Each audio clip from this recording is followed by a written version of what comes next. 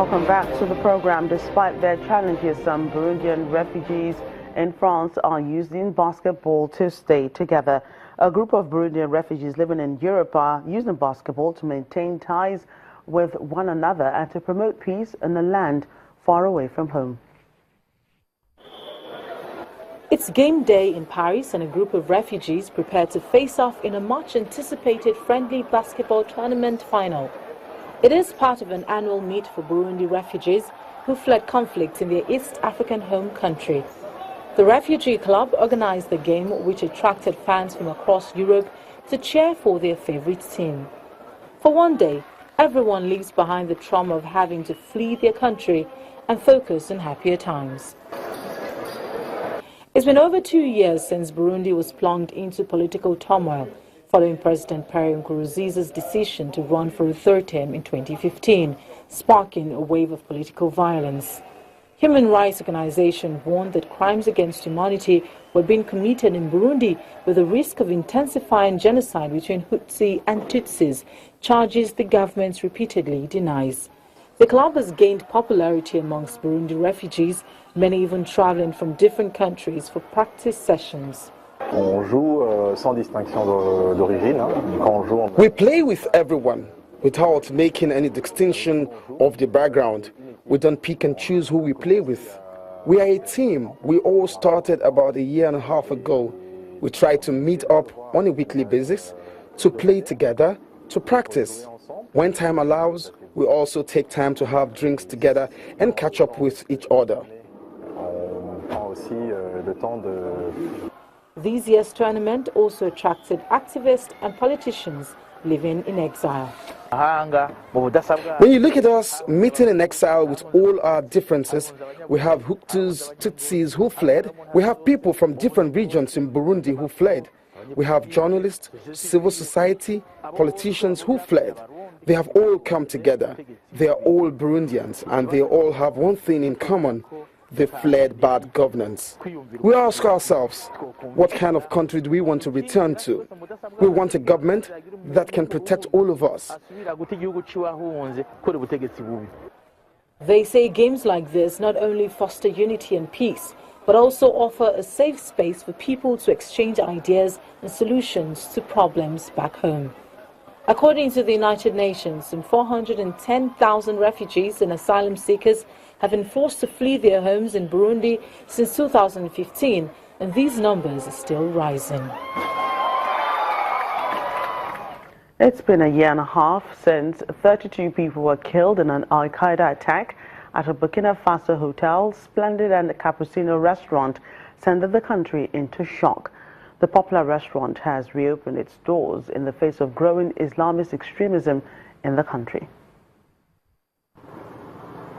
The Cappuccino restaurant in Burkina Faso's capital, Ouagadougou, reopens for business in a show of resilience in the face of growing extremism in the region. The restaurant and the hotel, Splendid across the road, was simultaneously attacked by Al-Qaeda militants in January last year in a killing spree that claimed 32 lives and wounded more than 70. It was the first of such attack in the country in which the Al-Qaeda group and the Islamic Maghreb claimed responsibility. Emmanuel Nikema is a waiter at Cappuccino. On the day of the raid, he says he ran into the toilet after he heard the first shots. We didn't know what was going on. We could hear boom, boom, boom. But then everything went silent. Then there was no noise, but we could still hear gunshots outside. Then they entered the main restaurant area, but thankfully for us, they didn't know that people were hiding in their toilets. We kept our cool. We didn't make any noise. We even switched off our mobile phones. In the meantime, we kept hearing gunshots outside, as well as people shouting.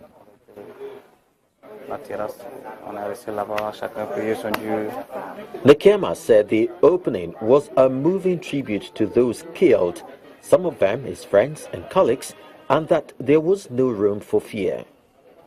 Some arrests were made after the attack, which was the first militant attack of its kind in the West African country. Since then, Burkina Faso has been hit by several attacks near its northern border with Mali. People in Ouagadougou say they hope the reopening of Cappuccino is a sign that the city is secure. With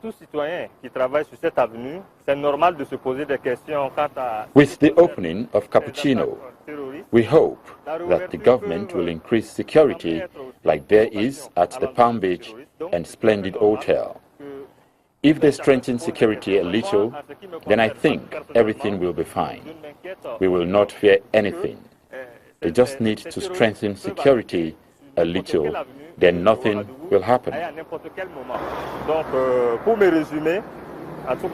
Traders in the largest grain market in Africa, Kasuwa Dawanau, are appealing to the Kano state government in northern Nigeria to upgrade facilities in the market and bring it up to international standards. Kasuwa Dawanau market is located in Dawanau, Dawakin Tofa local government area of Kano State. The market is a hot spot for different grains such as beans, maize, guinea corn, local rice and soya.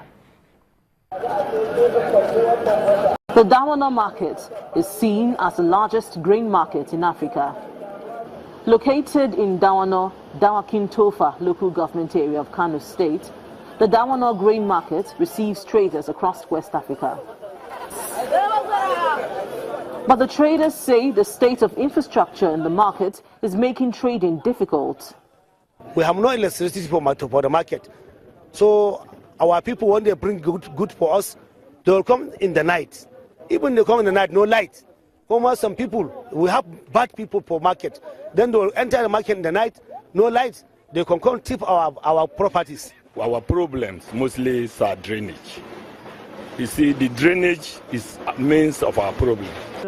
The Secretary of the Markets Union says reconstructing the grain market would lead to economic growth and development for Kano State. Actually, even without work, we are paying the tax. So what if we pay the tax and government can't work for us? I think it's good. We pay tax, then we get the service of the government. So even if government, for how long now we are looking for this development, the development could not reach us, but we are still paying the tax. And I know our people in the market will like it more than us, because sometimes they used to bring complaints to our office for us to pass it to the government. So now, if Ganduje decided that he will come into Dawanau and work for us, I know our people will be very, very happy. The Kano state government has promised to upgrade the market as part of its large-scale plan of comprehensive infrastructural renewal of a commercial city. Traders and those who buy grains in this market say they expect the Kano state government to match words with action and upgrade the infrastructure in the market to international standards. Well, that's Network Africa. Thank you for watching. I'm Joker Rogers.